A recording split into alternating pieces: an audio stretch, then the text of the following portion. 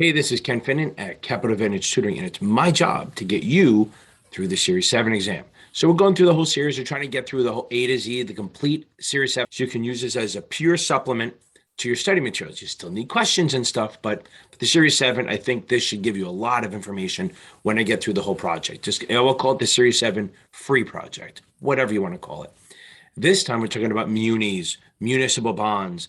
What are muni bonds? We're going to go into the whole thing. First of all, before you even get into the whole thing, what's a municipality? A municipality is a city, state, territory, or possession of the US. They might even use the word political subdivision, county, cities, school districts, and stuff like that. If you see the word authority or commission other than SEC, then you'd probably be talking about a muni of some sort. We're going to get into all that. These are not, remember, these are not federal bonds. These are not US government bonds. These are cities, towns, states, the smaller ones, all right? So let's get going.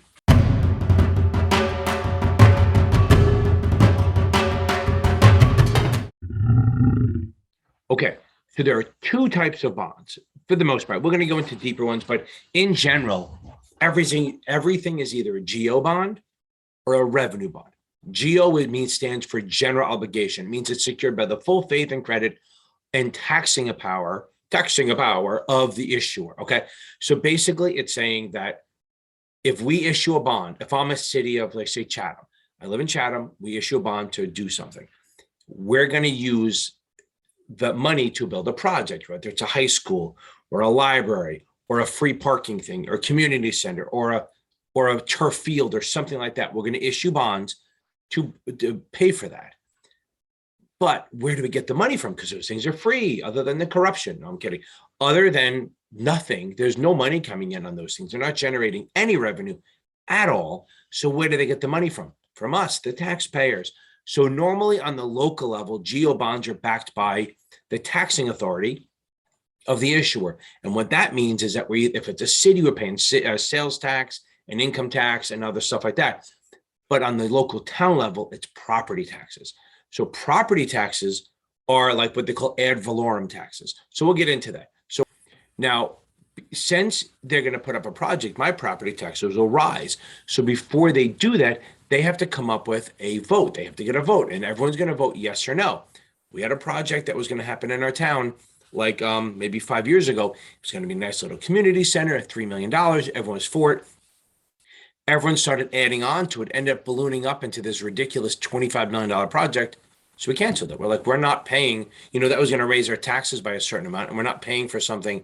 When we thought $3 or $4 million, even if it went to 5, we would have been okay with it. But once it went to 25, grassroots thing just shot it down and it voted down. So these things do get voted down sometimes. They don't have an unlimited check. We can say, you know what? We don't want you to spend that money. And that's where this comes into. So let's get into the ad valorem tax. So what happens is when you have a property, they're not going to base your taxes on the market value. It's going to be based on the assessed value. So let's get into this. Okay, so here we have a nice house, a $500,000 house. Now that's the market value. That's what we think we could sell it for. Means nothing. Okay. The assessed value, the AV, the assessed value is what matters. Now, the numbers you might see on the test and the vendors will be a lot bigger, but this all works the same. So the assessed value is when they come into your house and they have somebody come in and they count off how many houses every year or every 5 years or whatever it is. The town comes in and assess the value of the house. They look at your property, they look at if you change anything, and they come up with what they think the assessed value is, what they value it at. And that's what they base their taxes on. So we don't look at the market value, do not care about market value. So I'm going to cross that out. It's always there, but it's always going to trick you. So we look at the assessed value. Now, if you look in the books, they do all these 0.0001 shit. Now let's make it easy, okay? So all you do is you take the assessed value, and what we do is we take off the last 3 zeros. No matter how big it is, just take off the last 3 zeros. No matter what you do, boom. So now it's 300. Then you just multiply the mill rate. The mill rate, each town has their own mill rate, okay? Each town has their own rate that they charge based on the values. Some towns are higher, some are lower. Like the town next to us, Florham Park, has a ton of industry. Jets are in there, ExxonMobil, Merck, a bunch of, so their rate's lower because they get more money from the corporations. They can do a lot of things because they have a lot of money coming in, so they don't have to tax the townspeople as much. So this mill rate is set, like my town, I think is higher than this, but I'm going to use this. So if I have a $300,000 assessed value house, I'm going to take up the last three zeros. So if it's 3 million, I still take up the last three zeros. Then all I'm going to do is multiply this mill rate, that mill rate, okay, by the 300. And that's going to be how much I pay in taxes each year. So that would be $2,100 in taxes each year. It's that easy. They all try to do the 0.001 and you do this. It makes it so much harder. Just take up the last three zeros, multiply the mill rate. Don't fuck with the mill rate. Just leave it there. Do that times the 300. You get your 2,100. That's what you owe in taxes every year. Okay. The other part of this is sometimes you have to analyze what a geo bond, whether it's worth investing in or not. So we're going to look at the health of the community. We're looking at basically, are the taxes going up? People's attitude toward tax? Are people moving in? Basically the financial condition, like do they have money and stuff? And how much money do they have? What is a debt per capita? What the hell is debt per capita? Debt per capita is how much debt we have divided by every single person in the town. That's what we're doing. We're dividing all the debt, all the bonds, divided by the number of people in the town. That's debt per capita. We also have a thing called overlapping debt. So like my town, Chatham has two towns, Chatham Township, Chatham Borough. Back in the 80s, there were separate high schools. They decided, you know what, let's just combine them. So now we have two different towns or political subdivisions feeding into one high school, okay? So what happens is where our money is leaving the town and going into a school district. So that's basically an overlapping debt. Park systems, libraries, like if you have a county park system or a county library or a bunch of high schools that are kind of in the same like regional high schools, that would be overlapping debt. And then that's part of what we look at. We're also going to look at the demographics. Are they white collar, blue collar? Are they moving up? Are they moving down? Are people moving in, moving out, stuff like that? A lot of that gets into that, okay? We also look at how they've handled debt in the past. Have they always made their payments, which pretty much they do? Have they had to raise taxes? Have they made mistakes, stuff like that? And also a lot of like pensions, like how much pension we have to pay out, what they call unfunded, which means are we low? Unfunded pension, and this goes into retirements too. We have pensions, which is what we owe to all the people who retire. Overfunded means that we have more money coming in than we have to pay out, so we're good. But if we have an underfunded pension, that means we have less money coming in than we owe. So that's a bad thing. We also have what they call the collection ratio. Of all the assessed taxes that we do, remember the ad valorem that we did, of all that, how much do we take in? How much of that do we actually collect? We ask for it, but do we actually get it? And that all that stuff counts in. Okay, so revenue bonds are bonds with a known source of funding coming in, meaning that we're issuing it for a project that's going to create revenue, like a stadium, a hospital, an airport, a parking garage, subways, buses, bridges, anything that people pay to use. So let's think about that. GOs are for things that are free to use. Revenues are for things that you pay to use. I like that. Okay. Now, where does the issuer get the money to pay back the interest? Because you buy a bond, you owe interest on it. You're going to get it from the users, the tolls, the fees, the fines, stuff like that. The user fees. Maybe if it's a stadium, maybe it's like the ticket sales, the concessions, stuff like that. People using it, so people pay to use it. The revenue bond pays that debt service down. Okay, so there's all different ones. We're going to go through them real quick. You don't need to go know every single one. The basic one is knowing that they generate revenue. Housing bonds, dormitory bonds for colleges, maybe some sort of utilities, like maybe gas, maybe you have a town gas line. Like the town next to me, they have their own town electric. They usually do better. Transportation, like, tunnels and bridges and buses and subways, stuff like that. Okay, so let's look at special tax bonds. I know everyone thinks special taxes, they think GOs, but that's not where we're going with this. Special tax is like tobacco, gasoline. If you're staying in hotels, those taxes are on top of it. They're for a specific project, like they would use gas tax to pay for a highway. Okay, moral obligation bonds are a little different. They're actually a revenue bond, like for a stadium or something not totally necessary. And what they do is that if they're running low on money, they can ask the town to pay. And the town just promises to bring it up during like a budget session. So the committee members or selectmen or congressmen of the state Congress or city Congress promise to bring it up and vote on it, but they can vote no. The other type that goes along with this is a double barrel bond. A double barrel bond is a bond, same thing for like a revenue kind of thing, like a hospital or something, but it's built into the indenture that they can actually grab tax money if they run low on money. So if you have a hospital bond and they run low, like with the pandemic, the hospitals weren't making a lot of money because of all, they can't do these, the extra, whatever, the plastic surgeries, the non-essential surgeries that they make a lot of money on. So they were running low, so they could ask the town to pay. And it's not really asking. They are actually going to get some of the property taxes. It's built in. So this thing has to be voted on. So moral obligation doesn't have to be voted on. Double barrel does have to be voted on by the town people, because if it's being built, they are taking on that obligation that they're going to have to pay some of that debt service if the hospital or something is running low on money. So we have the COP, the certificates of participation. Just know that it's like part of a lease. It doesn't need voter approval. It's not really a lending money. They're actually getting money for leasing out. If they have extra real estate, they'll just lease it out, and that's where they get their money from. So I like to lump IDBs, industrial development bonds, and private activity bonds kind of together. So it's more to make money. They'll have a property that they'll build up or something, and then they'll lease that and that company who leases it will be on the indenture. So if we build the bond, a specific structure or facility, and there's a company that's going to lease it from us, like a mall. So we say we live in Garden City, we build at Roosevelt Malt, whatever it is, or Roosevelt Mall, not malt. We're not drinking a malt. Roosevelt Mall, and like Simon's Mall Company, they're the ones who do all the malls, will rent it from the city of Garden City, and that will cover the debt service for this. So the thing with private activity and industrial development bonds, you might be subject to what they call AMT. It's their idea. The IRS goes, wait a second, you don't really need this project.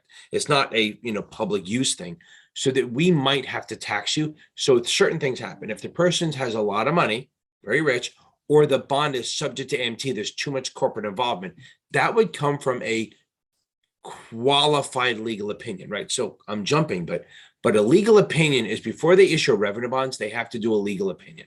The legal opinion is done by bond counsel, a lawyer who's looking at whether it's tax-free and whether there's any issues like with the lien or the property. So if it comes back as a legal opinion, that might be because of the tax part, where they say this might be subject to AMT, where normally if you buy a GO bond or a revenue bond and you own it, you will not pay taxes on the interest. That's kind of the reason to buy muni bonds. We haven't gotten to that yet. Unless we have, I have no idea. But if it's an AMT bond, they might, if you make a lot of money and it's an AMT bond, they might not let you take the full deduction. So say you take 50 grand in interest from a bond, a GO bond or a revenue bond that you're not subject to AMT, that 50 grand comes off your income and you don't pay taxes on it. But if it's an AMT bond, maybe they'd say, okay, well, you get 50 grand in interest. We're only going to let you deduct 25,000 of it. So you have to pay tax on the other 25. That's what AMT is. So normally if a bond is subject to AMT, the problem is that the people who you sell muni bonds to are normally rich, and the rich people are the ones subject to AMT. So it makes it hard. If it's an AMT bond, we will have to jack. If we issued a bond that was AMT, we would have to jack the coupon up to justify or to offset the money you're paying in taxes. So that costs us more money. So we also have the Build America bonds, the BABs. These are bonds like during 2008, 2009, I think it was. They didn't do them for long. They should be done by now. But the federal government allowed municipalities to issue bonds that were taxable, so they could build other projects and help them out and do new things for people. But since they were taxable, that cost them more money. So the federal government would give them up to 35% of the extra coupon that they have to pay. Because remember, we buy muni bonds because they're tax-free interest. You should know this by now from the SIE. But you buy muni bonds because the interest is tax-free, so the coupon can be here. But if I make it taxable, I'm going to have to pay you more to get you to buy this thing. So that extra amount, the government will rebate up to them up to about 35%. Not a number you have to remember. Just know that Build American bonds are taxable bonds, and the government, the federal government, will reimburse them for some of the extra amount of money they have to pay. Again, don't have to do the numbers. Okay, so there's a thing called advance refunding, pre-refunding, escrow to maturity, escrow to call, whatever it is. They all kind of mean the same thing. Crossover refunding. On this exam, they mean the same thing. Real world bond guys will get mad at you, but this will help you through the exam. So let's say I issue we'll say we're Chatham. Just go in there, give him my Townsend props. Of course, I did everything in white, so that makes it wonderful, right? So let's make it black so you can read it. So let's say Chatham issues, just say it's a small issue. They issue a $10,000 5% bond. Okay. Now we owe 5% a year on that 10 grand, which is around $500 a year. Okay. So then interest rates drop down to 3%. And we want to issue, not dollars, 3%. They drop to 3%. And I want to issue new bonds at the lower rate to save myself a couple $100 a year, which is pretty normal. But I forgot. These are non-callable. I'm stuck. I can't do anything about it. Or can I? So what I'm going to do anyway is I'm going to play a little game. I'm going to issue a new bond anyway. I'm going to issue another $10,000 bond at 3% to new people, not to the same people. It's not going to be the same people at all. I mean, it could be, but all these new people are going to buy $10,000 worth of 3% bonds. So I'm going to do $300 a year. Now that seems kind of stupid. Why would I add to it? Now, but that also means when I issue the bond, I have $10,000 in my pocket that I didn't have before. Okay. So I'm going to take this $10,000 and put it in an escrow account. And I put this escrow account right here. An escrow account is a legal escrow account because I mumble. An escrow account is a legal account, which means the money put in an escrow account can only be used for a specific purpose. So I'm going to take the 10 grand, this wonderful 10 grand, and boom, put it in the escrow account and buy treasuries that are paying 5%. Now, if we think about it, what are treasuries paying us every year? If we buy 5% treasuries, we're getting, look at that, $500 a year. So what does that mean? So wait a second. Oh, I get it. I bought $10,000 worth of 5% treasuries, which is paying me $500 a year. And what do I owe the original owners? $500 a year. So I basically attach it to that. So now as this gets paid, boom, it goes to pay them. So now what happens is I've just defeased the debt. That's another word. I just defeased the debt. The only thing I have to worry about right now is this 3%. This is being paid off by the treasury. So I'm good to go. I don't even have to worry about it. It has to be a AAA rated bond or a treasury. The only way this works, it can't be AA or whatever it is. It has to be high level. AAA or a treasury is the only ones that can do it. Now, as an owner of this bond, would you be happy or pissed? Well, at first you think, wow, I'm kind of pissed. But then you think, wait a second. I am now guaranteed to be freaking paid, because when I was with Chatham, there was some credit risk with the federal government backing my bond. I don't care. I'm all good. I know I'm getting the money. So the thing is, that's great. But then the price of the bond will go up because the credit rating on that bond, say I'm AA rated, say Chatham is AA rated, then all of a sudden this bond, this specific bond is now going to be AAA rated, which is the highest rating because it's guaranteed by the bond. So everyone's happy. I only have to pay $300 a year, and you're going to get your $500 a year still from the treasuries. The only reason this works is for munis. It doesn't really work for corporates because corporates will always, always, always have a coupon that is higher than treasuries because there's more risk and they're taxable. The reason munis might have a coupon that's lower than the treasuries because they don't pay taxes. After tax, the treasury will be lower because there's less risk. But because there's no taxes coming out of the muni, they can have a lower coupon than that. And the munis don't pay taxes on the interest coming out of the treasury. So that's all good for them. One thing that you think, oh, wait, why don't I just do this? Why don't I just cut out this part of it and just issue 3% bonds to buy 5% treasuries and just make some money? You can't do that. As much as I'd make 2% on free money, I can't do it because that's called treasury arbitrage, and that's illegal. The only time that they can issue these bonds is if they do this, if they use it to pre-refund, defeasing the debt, advance refund, escrow to maturity. Now, one caveat to this is a thing called escrow to call. So maybe it's not that it's not callable, but not callable yet. I can do the same thing, but tier it to pay off until the bond is called. Okay, keep in mind that it's also a very safe bond. It's the safest of all the revenue bonds because it's backed by the government. Love it. Okay, you might see the word parody bond somewhere. So there's two types of bonds. There's bonds where they're backed by certain sort of revenues. And then when we issue more bonds, they become behind the first one. So we issue an A-level bond, say, and it's based on the revenues of the town. If we issue more bonds after that, then those bonds come after the A bond. So all the revenues comes in, they pay the A first, then the B, then the C, then the D, in that order. Because because A came first. There are other types of bond called parity bonds, where even if I issued A first, the B bonds come in and they have the same claim to the revenues as the original ones. I would not be happy to have a bond like that, because if I bought this bond based on a certain level of risk that I ascertained because of debt, and then all of a sudden a new bond came in, it had the same claim on revenues that I do, I'd be mad. But it is what it is. Now, we talked about this before. Before you issue a revenue bond, you have to do two things, at least. One is legal opinion. What is a legal opinion? We brought it up. It's when the bond counsel lawyer looks at the legality and the tax status of the issue. They look at, is it tax-free and is it legal to issue? And if they come back and say, yes, it's tax-free and there's no problems with the property, any of the legal stuff, and all the signatures of the authorities are good, then it's an unqualified opinion. Remember, we want unqualified opinion. Unqualified is a good thing. Unqualified means there's no issues. Qualified means, hey, I like it, but there's some issues we have to discuss, so there's qualifications. That's the legal opinion. The next one is, we're going to do a feasibility study. The feasibility study, we're looking at, will the fucking thing make money? Okay. Will it cover the debt service? A new term. So feasibility study is evaluating it like it's a business to determine, will it bring in enough revenue to cover the debt service? Like in New York City, if you go there, there's a Second Avenue line. When they first did it, they wanted to go all the way down Second Avenue from like the 80s down to like Canal Street.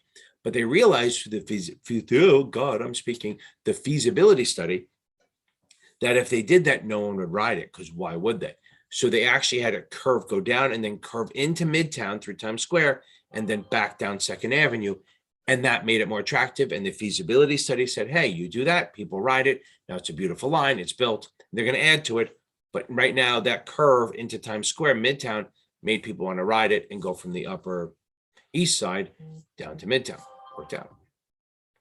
Now, you're going to see the term debt coverage. Okay. So debt service, first of all, is the annual interest and principal payments that we have to make every year as an issuer. Okay. So every year the issuers have to make certain payments every year called interest and principal. That's called debt service. Okay. So debt service is how much we pay. Debt service coverage ratio is, are we bringing in enough money? Are we bringing in enough revenue to cover the debt service? You don't have to do the math. You just have to know that. Now, sometimes they look at two different things. There's a gross revenue and then their net.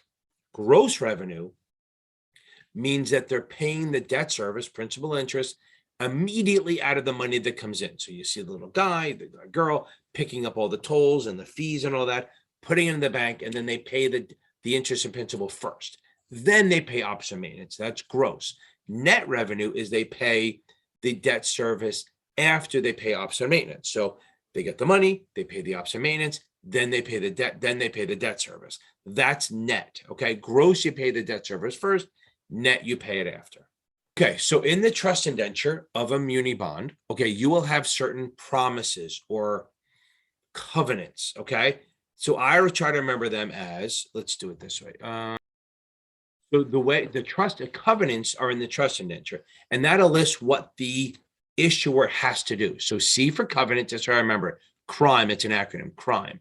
C for covenants, R is the rate covenant. Okay, so the rate covenant is basically, we're going to promise to charge a high enough rate. I know it's off, but you'll deal. Charge a high enough rate to cover the debt service. So people coming through, they pay tolls, fees, rents. We want to make sure that it's high enough to cover the debt service. I, insurance. We want to make sure we have insurance. Insurance, I hope I spell it right. Insurance on the project. So if it fails, then they can pay. So all the bondholders, think about this. So if I had a bridge and it was, I had all the bonds, people paying bond, they bought the bonds and they're going to pay interest every 6 months, and the bond and the bridge falls. The bridge falls apart. Now nobody's getting any tolls, nobody's getting money, but the investors are going, fuck you, pay me. They want the money. So they'll have what they call an insurance project. Well, they'll do a catastrophe call. They will call all the bonds and the insurance company come in and just pay off everyone.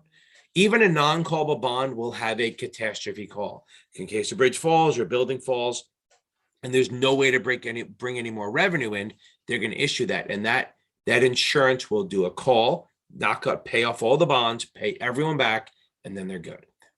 So then we also have a maintenance covenant. The maintenance covenant basically saying, we're going to take care of the project, mow the lawn, make sure the nuts are tight, clean it, make sure everything's, fair and working and not going to fall apart. That's what we're going to promise. So the engineering covenant is saying the thing can be built. We can do that.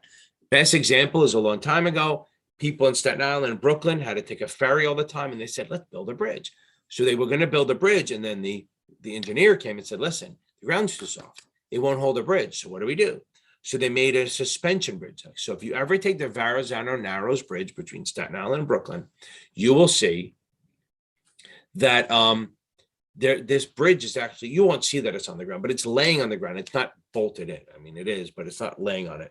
They have these massive cables holding the bridge up. It's a suspension bridge. So they hadn't made one that big ever at the time. So the engineers came in, gave a study. They told we liked it. They said it worked, and boom. And then they said, we can do it. You need to see that. Look, if they're going to do a new project, you want to see that they can actually build this. If they can't, then why the fuck would you buy the bond? The bonds where a covenant where they can issue additional bonds, but they will either do it like we talked about before with the parity bonds. There's open end and closed end. Open end means I issue a bond now. We can keep issuing new bonds that have an equal claim on the revenues, which I would not want. A closed end bond would have I almost said closed end bond fund. So closed end bond is where we issue the bonds now. Any new bonds we issue, which we're allowed to, have to come behind our original one in claims. I'd prefer that one. The open end, I don't want them to have. We didn't want them to have it on the same level. We want ones behind. We're also going to talk about flow of funds. What's flow of funds? It's where the money goes. Okay, so we have a revenue bond. The money comes in. They don't have for VGOs because there's no money coming in, hopefully. Revenue bonds have money coming in. So what you need to know, and we did talk about it before, they want to know where the money goes first. That's what this test is going to be about. Where does the money go first? So if it's a gross pledge, it pays. So the money goes into the revenue fund first. That's like the bank account. And then does it pay operations and maintenance or debt service first? So if it's gross, it pays the debt service first, then the operations and maintenance, which is like the rents, the paying for the trucks and the gas and the salaries. Or is it a net revenue pledge where it pays the operations and maintenance first and then the debt service? Okay, so let's talk about it. Let's compare these a little bit. Okay, so the GO bond, you need voter approval. You need a voter approval first, okay? Now, revenue bonds, you don't, because in reality, approval, I try to add an E to it. Revenue bonds, because since it's user-based, you don't have to use it. If you don't want to use it, you won't have to pay for anything. So no vote, no vote. Now, where does the GO get their money from? They get it from the taxes. So the money can only be used in state, okay? In the state. They can't cross state lines or even town lines unless it's a overlapping, right? Or town lines, in town or in state, okay? Revenue bonds, yeah, sure, they can cross state lines. If you come to New York, they have the PATH, which is a Port Authority Trans-Hudson, crosses New York and New Jersey, Metro North, New York and New Jersey. All these things cross state lines, okay? Now, let me go back. You don't need voter approval, but you would need the feasibility study, okay? You need the feasibility study. I'm not going to write the whole thing out because I'm not sure how it's spelled, and I'm not sure, and I don't want to look it up. Okay, let's try feasibility study, okay? And you need legal opinion, okay? But you don't need voter approval. Legal. What is going on, Ken? Can't type. My fingers are frozen. It's freaking winter. Okay, my fingers are frozen. I'm by an outside wall, and it's like 9 degrees out. Big snowstorm. So, voter approval for GO bond, you pay with taxes in state. This can cross state lines because it's being paid for in with revenues, right? Okay. Now, GO bonds also have debt limits. They're their limit of how much money can be borrowed at any one time. You guys can make fun of me for typing all you want. So debt limits and revenues don't have debt limits. No debt limits. But they don't have debt limits, but they do. They have the debt coverage ratio. So if that's too high, if it's not too high, then they can't issue the bond. GO bonds, voter approval, they use taxes. Revenue bonds do not need voter approval. They use revenues of the project, but they do need a feasibility and a legal opinion. Let's talk about Muni Notes. Okay, these are short-term issues that basically it's to help finance a project or whatever it is. They're usually issued with a known source of funding. We know how they're going to be paid off. So let's go through them. There's TANs, RANs, BANs, all that stuff. So let's do it on the board. Let's why not.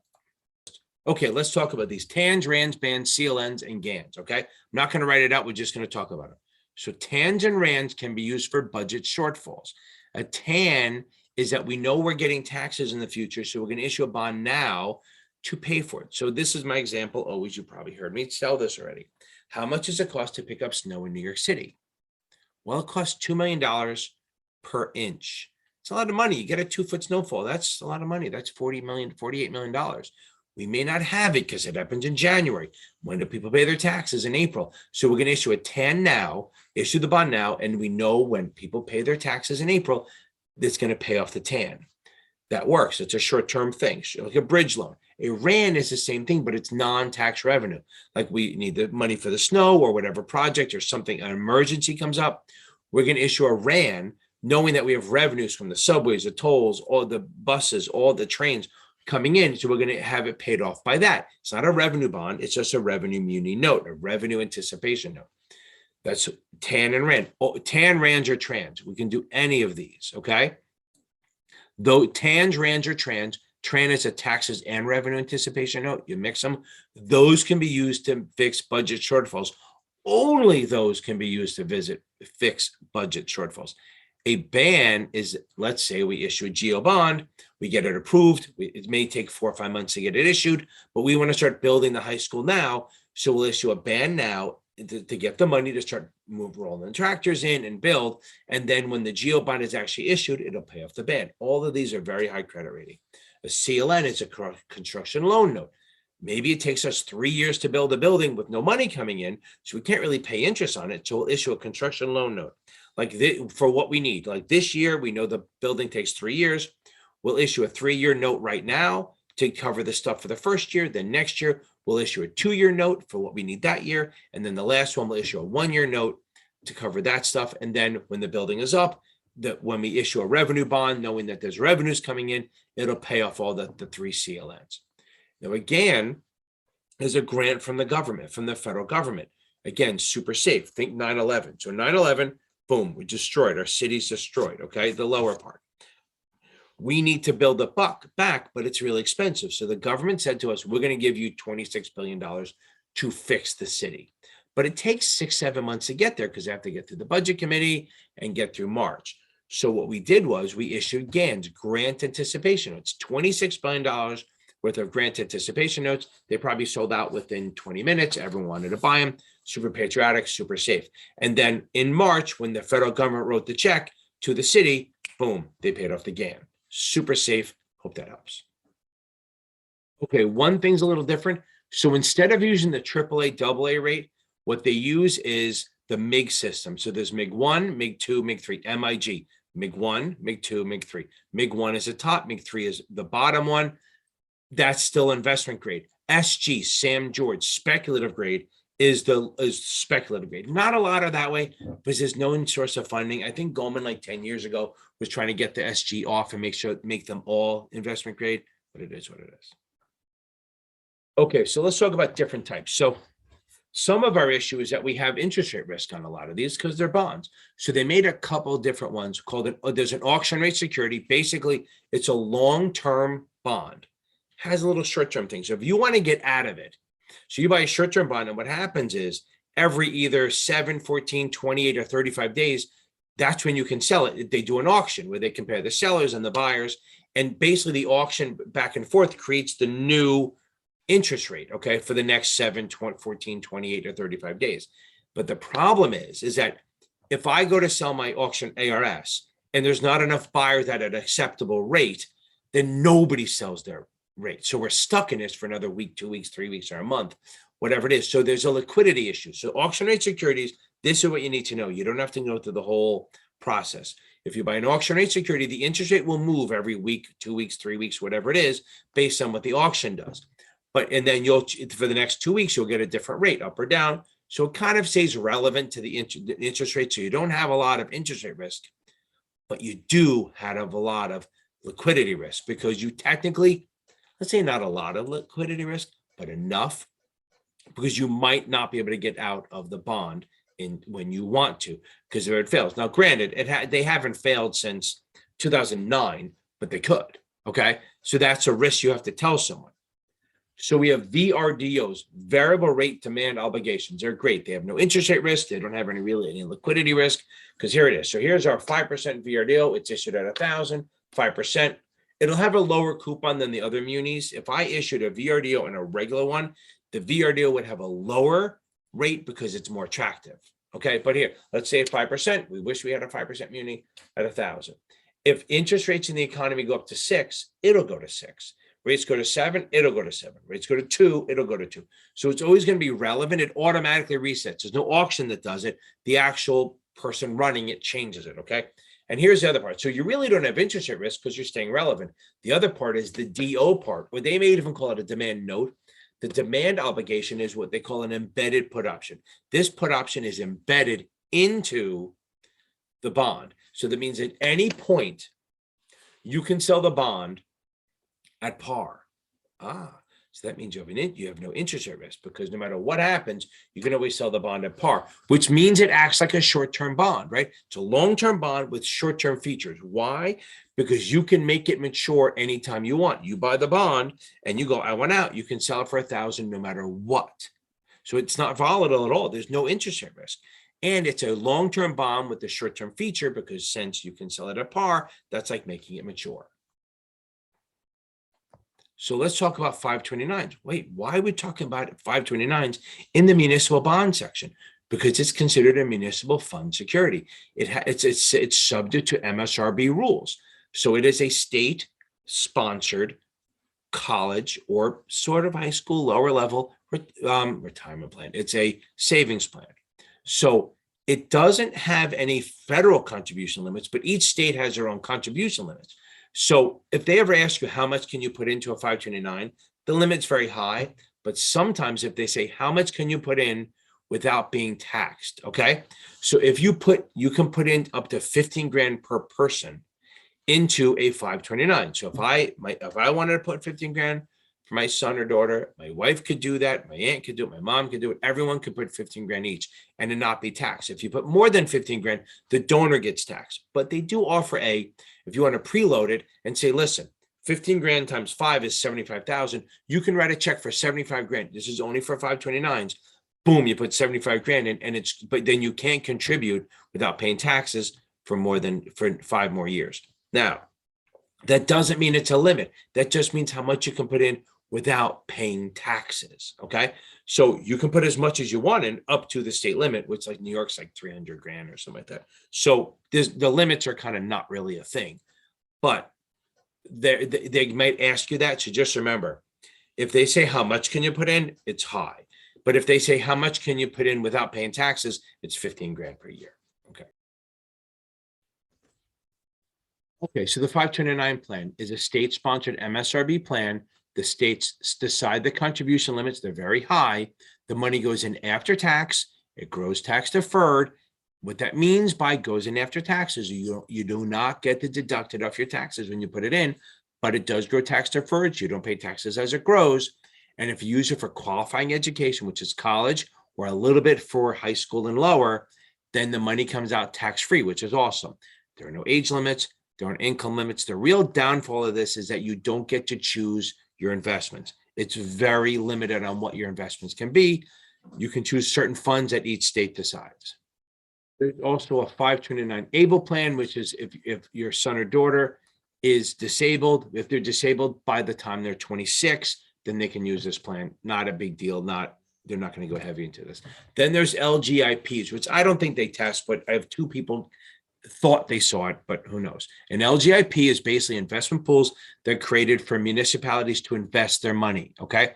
So if a city or state has extra money, surprise, they can put it in LGIP. They're like money market funds, but specifically set up for municipalities to put their money in. We can't buy them. They're strictly for cities, towns, and states to put extra money in. They're very liquid, very, very minimal price volatility also. Just to make sure we're clear on this, why the fuck do we buy munis? We buy it because it has tax-free interest. The interest is tax-free, not the capital gains, not the buying and selling them. The interest that you get is tax-free. If you buy it in your own state, you don't pay state, local. Hopefully you don't pay state, local, but you won't pay federal. If you buy it in another state, you won't pay federal, but you might have to pay state and local. So a lot of people like you to buy in your own state, or if you buy a U.S. territory, Guam, American Samoa, Puerto Rico, or U.S. Virgin Islands, those four places, those bonds are triple tax-free. Okay, so let's talk about this. So to figure out who the munis want to go for, we should know all of this. So if I buy a corporate bond, it's taxable on federal and state level. We know that. If I buy a government bond, it's only taxed on this federal level, not the state. If I buy a muni bond, it's taxed on the state level, maybe, but not the federal level, for sure. And if I buy a territory or possession, it's not taxable at any level. So before we can figure out who munis should be sold to, okay? So before we should figure out who munis should be sold to, we need to understand why. So let's go through the different kind of bonds. A corporate bond, pay tax on federal and state level. Government bonds, always remember this, entities tax themselves. So a government bond, you pay federal, but not state, because they tax themselves. Munis pay state, maybe, unless you're in your own state, but they don't pay federal. And then territories, Guam, Samoa, all that stuff, possessions, you don't pay tax. The interest is not taxable on any level, okay? So we're going to go for rich people. I have a couple links I'll put up here that'll help you go through all the comparing a muni bond to a corporate bond. I'll get them up there so you can look at them. Now, so remember, rich people buy munis, poor people buy corporates. Now that's the whole tax thing. I'll put it up here so you can have it. So accretion or amortization is when the federal government is requiring you to either accrete or amortize, because they want to tax you on some of the money. So let's remember this. So if you buy an OID, original issue discount, they require you to accrete. And we have buttons, we have videos on that. So they require you to accrete. So all OIDs you must accrete. Remember that OID you must accrete. Now, if you buy a muni bond or a corporate or a treasury in the secondary market and it's a discount, you don't have to accrete. You can wait till you sell it to pay taxes on it. If it's a premium bond, means over 1,000, you should know this already. Then if it's a muni, you must amortize, which means you're reducing the cost basis every year. If it's a corporate or a treasury, you don't have to amortize. So the way to remember this is OIDs must accrete. Boom, they have to, okay? And on the premium side, only munis amortize. Remember those two, and everything else is a may. Now, I'll put the video up here so you can do the math on that. Also, if you hold the bond to maturity, there is no capital gain or loss. Remember that. If you hold a bond to maturity, there is no capital gain or loss. If you're going to sell the bond before maturity, you might pay taxes. If you sell it for more than the accreted or amortized amount, you'll pay taxes on the capital gain. If you sell it for less than the accreted or amortized amount, you will get a capital loss and not have to pay taxes on that. Now, if you buy a bond, any bond, and you want to sell it, and you end up selling it for a loss, you cannot buy this same bond back within 30 days. That's called a wash sale.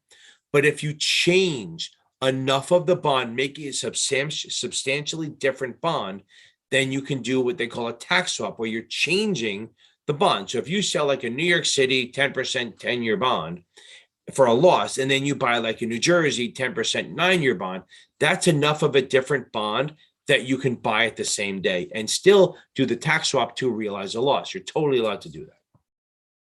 So that's munis. Next one is treasuries. I hope that helps. If you have any questions, check out the links that I said that I'm going to add on to there. Those are the videos that you can watch. And let's do this. Treasuries are next, and then we're getting into some more heavy stuff. Thank you for listening. Like, subscribe, share. Let's do this.